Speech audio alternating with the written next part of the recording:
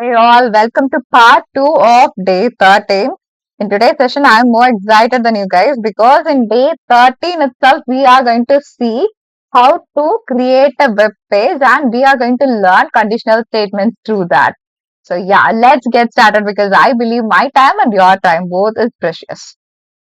But in part 1 of today's session, we have seen how the structure of conditional statements will generally look like. Again, we are going to see an overview of that so that you will not have any confusions in this is how a general structure of conditional statement will look like. It will start with if, next to which we'll be adding the condition that this program need to check with, followed by we need to give colon. On the next line, we need to give 4 spaces. In Python, we call that as indentation. So, indentation generally means we need to give 4 spaces manually using space tab, or you could use tab once if you are using any offline Python editor, Python IDE or VS Code likewise. As we are using Colab here, which is an online editor for Python machine learning. So, in that scenario, if you use tab once, it will create 2 spaces. But indentation needs 4 spaces. So you need to use tab twice or you need to use space 4 times. So that is how indentation in Python works. Next to that, you will be giving the printing statement or the decision that my if condition need to make. This is how generally an if condition will work. By looking into this example, you could clearly understand. So first, for a variable name called age, I am assigning the value of 19. Next to which I am including my if condition. Followed by if, I am giving the condition. Here I am specifying it as if age is greater than or equal to 18. Then you need to print this printing statement. So for that printing statement, what I am doing here is a syntax. After this column, on the next line, I am giving indentation, which means I am giving 4 spaces. Followed by that, inside print, I am giving my printing statement as you are an adult. If person is exactly 18 or if they are elder than 18, let's say that person is an adult, right? So for that, we are writing a program here. So what is the age of the person that I have specified here? It is 19, right? So what would be the output? You are an adult will be the output. So in if condition, we have a drawback. If this condition doesn't satisfy, do you know what will be the output? See here, I'm giving 16 as a value for age. So the condition of equal to 18 or greater than 18 is not getting satisfied. So it will not give you any output. So this is a drawback of if condition. So what we have to do as an alternative is you can use else next to if. If the particular condition that we specified here is not being satisfied, then use this else and followed by else I might have given some decisions or I might have given some printing statement. If that particular condition is not satisfied, then move to else part and print the printing statement that I have given below else. Let's see an example to understand this. This is how generally the structure of if-else conditional statement will look like. So in this program, clearly observe how it works. First, I'm assigning a value to my variable num as 9. Next, I'm starting with my if condition. In this first condition, I'm giving num modulo 2 equal to 0. So this condition is used for checking if the given number is divided by 2 or not. Let me explain how. You need not get confusions over this. This is Python. In Python, this is a modulo operator. Right. What is the use of modulo operator in Python? It is used for checking remainder after division. So if I divide 9 by 2, what will be the remainder? It will be 1, right? So in this scenario, the remainder will be 1. So this double equal to means an equality operator, which is used for checking if both the values are same. So this 1 is not equal to 0, which means this particular condition is not satisfied. So it is skipping this part and is moving to else part. What I have given here on the else part, I have given odd number as an alternative. So as this condition is not being satisfied, it will move to the else part and it will print the printing statement that I have given below else. So the output here is odd number. If I give 8 here as an input, what would be the output? I know you guessed it right. You are right. Yes, this is how if else will work. What if I have more than one conditions to check? In that case, if else won't make sense. So what I'll be doing is, I'll be using if else. So in this particular conditional statement, what we will do is, and if we will specify the first condition, followed by that on elif we will specify the second condition. Even if I have more than two conditions, I'll add one more elif and I'll specify the next condition too. So it doesn't have limits generally. So when I have more than one condition, what I have to do is I need to use elif conditional statements in Python. This is how a structure of if-elif-else conditional statements in Python will look like. First, it will start with if. Next to that, I'll be specifying my first condition. Next colon. On the next line, indentation. Next to that, printing statement or the decision that my Python program should take. On the next line, I'll be giving elif. Followed by that, the second condition should be specified. On the next line, I'll be giving my printing statement or the decision that my program need to take. On the following line, I'll be giving else, or else if I have another condition, I could specify next to elif. Elif condition 3. So what are the conditions that you have? Next to that, if you have so many conditions, you could add that next to elif line by line. And finally, if you completed with the number of conditions that you have, what you have to do? You should add else, and finally, if all these conditions are not satisfying, then move to this else part and print the printing statement that I have given below else. So this is how if-elif else statement works in Python. So let's see an example how if-elif and else conditional statements in Python work. First, for score, I'm assigning the value 32. So this program is generally used for checking what is the grade of a particular student person. It might be a school mark, it might be a college mark or some assignment marks. Okay, we generally have a grading system for different classes and different colleges for different subjects that we do learn. It might be different for CBSE schools, it might be different for convent schools, it might be different for colleges, various colleges. But in this particular program, we have just given three grades: grade A, grade B, and grade C. If a person is not falling under these three categories, then consider that person as a fail. For that, we are using if, elif, and else. So first, on if condition, I'm just specifying the condition as if the score is greater than or equal to 90, then print grade A. On elif, I'm specifying if score is greater than or equal to 75, then print grade B. On the next elif, I am giving the third condition. If the person's score is greater than or equal to 50, then print grade C. If this person is not getting a mark that is greater than 50 or equal to 50, then definitely you should print that as fail. That is what I am specifying here. So here on the score I have given 32, which means that particular person has scored less than 50. So the output is fail. What if I gave 76? What would be the output? Guess the output. I am going to run the cell. If you guessed it right, make sure you comment below. Obviously, grade B because it is greater than 75 and lesser than 90, which says that this person is getting a grade of B. This is how generally if, elif, else conditional statements in Python works. So we do have nested if. You might get confused as an early person. In the beginning stage, you might have confusions between nested if and if, elif, else. But by just looking at this example, you will get clarity on it. Let's see. So first, for the first variable, age, I am assigning value as 16. And for the next variable, ID available, I am assigning the value as false. So based on this, I am creating a conditional statements.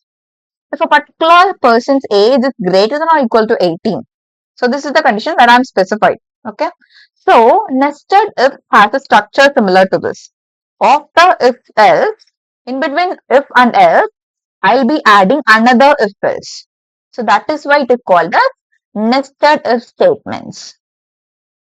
So first, after specifying my first condition, I'm adding another condition. If ID available. So if ID available means if that particular person has ID available value is equal to true. But here I'm having value as false, which means this condition is not being satisfied. And next to that, I'm giving printing statement as access granted. And if this particular condition is not satisfied, then move to else part and print this ID required.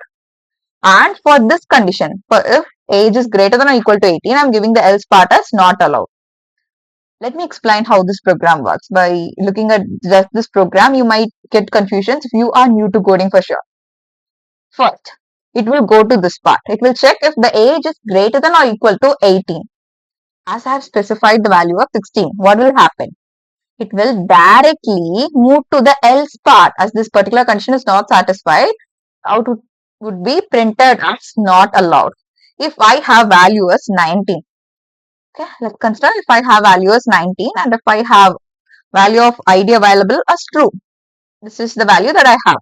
So first condition of if age is greater than or equal to 18 is being satisfied.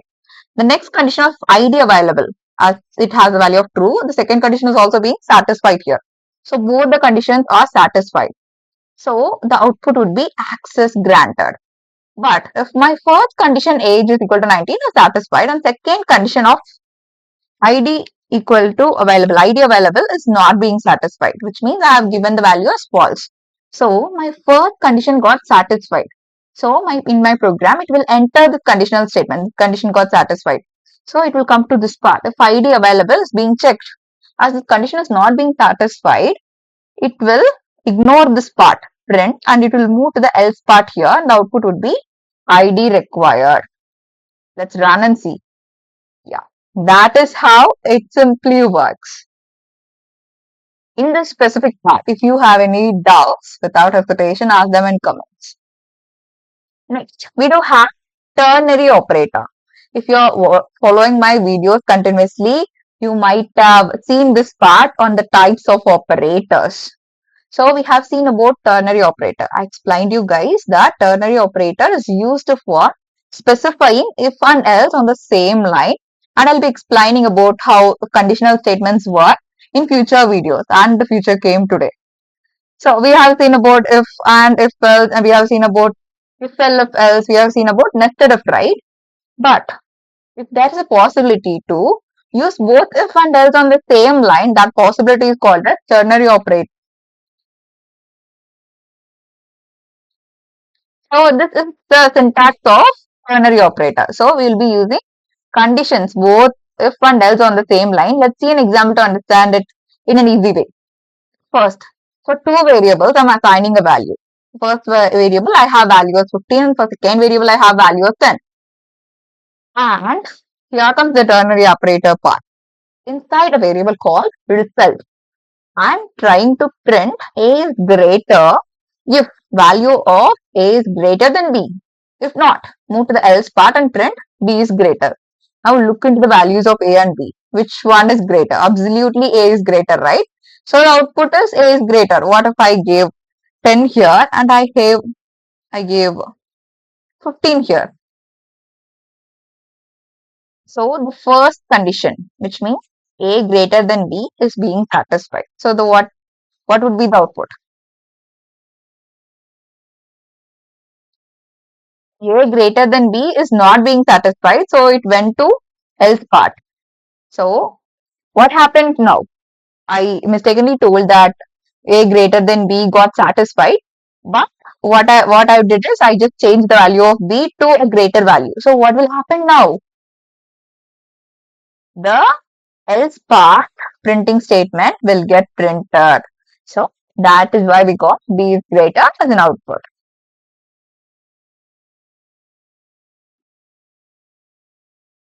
So instead of using this complicated if-else in 5 lines, what I can do is I can use this alternative of ternary operator, which could be simplified to an one line of coding.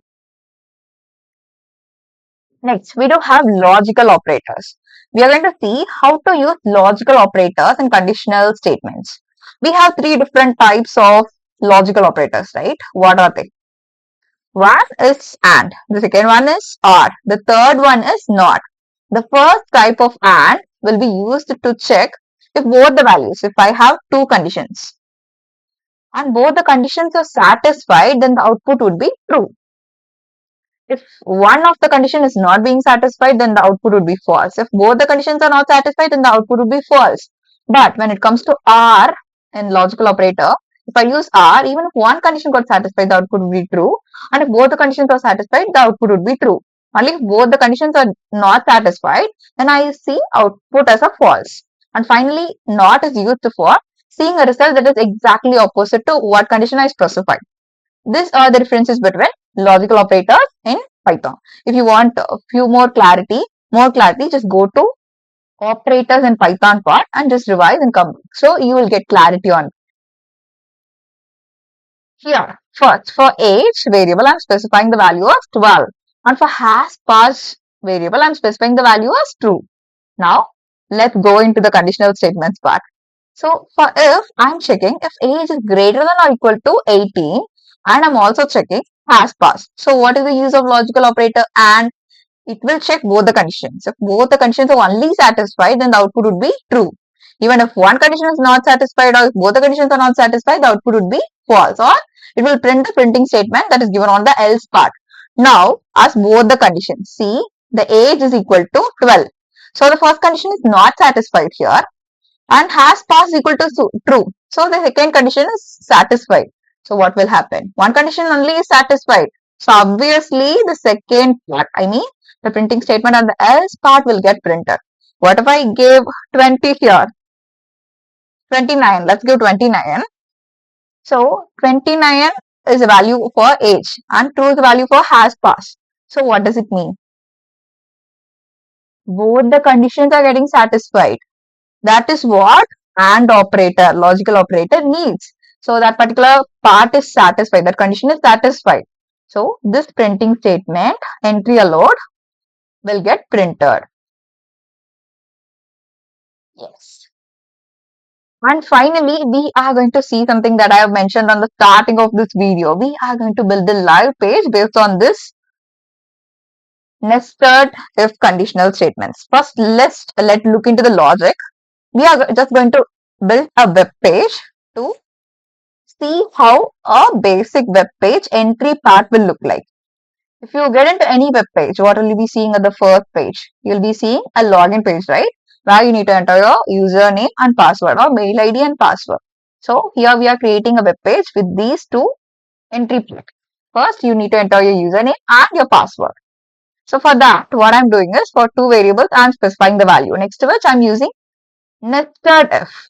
Inside nested if username is equal to admin and if password is equal to 1234, then use this nested if loop for following and checking if that particular person is entering exact username and password. So this works exactly as similar to the nested if loop we have seen here, if conditional statement we have seen here.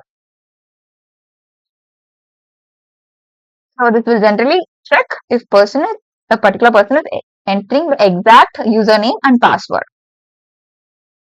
Let's consider that person already logged into a website and that particular detail got stored into the website with their username and password. So that is the username that we have here. Okay. So for deploying the model, here comes the important part. The first step is I need to install the libraries for deployment. So Streamlit is a library that is used for deploying my model. Next to which we have PineGraph, which is used for getting authentication token. So I need to deploy my model into a web page. So this is the syntax for doing both. After doing this, after writing the syntax, you need just run the cell and you'll be having output similar to this on Collab. Next to that, I'm importing ngraph from PineGraph and I'm setting authentication token here. This is just a syntax for adding an authentication token. So authentication token is something that you need to get from a website. So that website link I'll be providing on the description. So after you enter that website, this is how your page will look like. After you give continue with Google and next likewise if you give, you will have a web page like this.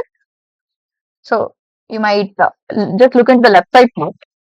First option is getting started, next to which we have setup and installation. You need not look at any of these things. Just generally go to your authentication token part. And now you will see something like this. And click on copy and copy your authentication token.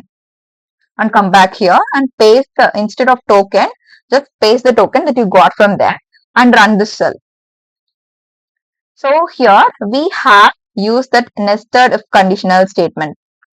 Look into the code. You need not worry like how this coding is working deep inside, because generally while building websites we'll take a code from online and we'll be using, because as an AI engineer, ML engineer, and data science engineer, you need to focus more on ML part. And these are all the things that you could consider as an add-on skills, building web pages and deploying models. So these are all the add-on skills as a fresher. So for deploying my model, so this is how I will create my app.py. I'm creating my app online web page. For that, I'm using write file login app.py. Next to that, I'm importing my Streamlit apps st. So this is used for this library is used for deploying my model into the web page. Next to that, I'm giving the title for my web page a simple login page using st.title. Also, two different variables. I'm assigning the value as for username input. I'm assigning the value as st.text input, inside which I'm specifying username. And for the next variable, I'm giving st.text input password. Here, why we need to give type as password is because in web pages, password will have some conditions, right? So it will check if that condition is being matched. Like you will have some IE options on the right side to see the password likewise. So if my web page want to understand if that is a password and that's how it should look like, that's why I'm adding here as type password. And you will also see some suggestions for password, right? So my web page generally needs to understand that. For that, you are writing this syntax. I mean, this type as password. Next, here comes the nested if part. We are using a conditional statement here.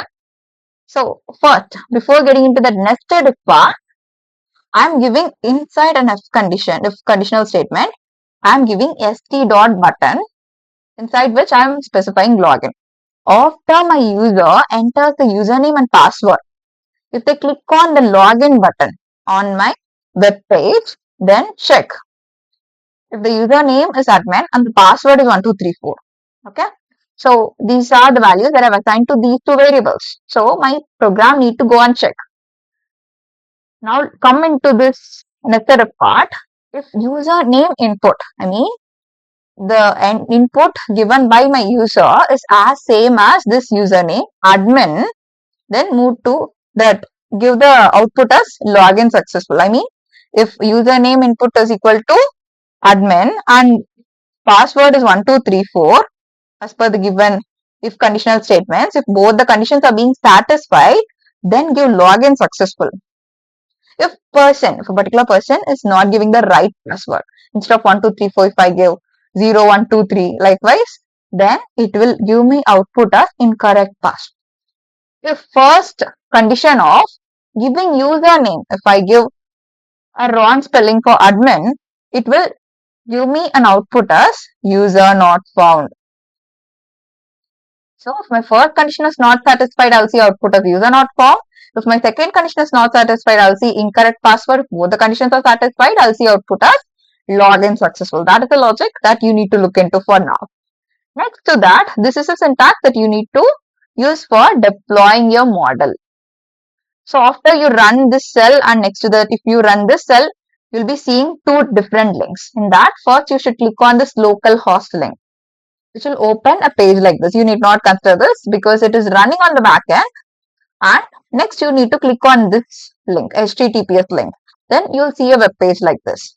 So if I give my input as username as admin and my password is 1234, you can click on this so that your password could become invisible and you could hide it. Then if I click on login, as both the conditions are satisfied, what will I see as output? Login successful. So my second condition, password, instead of giving 1234, if I give 5 here, so second condition is not being satisfied. What will happen? It will give incorrect password as output. Let's see. That's what we got. What if I give my username itself as a wrong one? I have you here. What will happen? User not found. As the first condition itself is not satisfied. Yes, guys, we did it. And you also did it along with me. I believe you guys deployed my model. And on the day 13 itself, we have learned how to build a web page, how to deploy a model. You're already doing great. We'll meet you on the next session. Bye for now.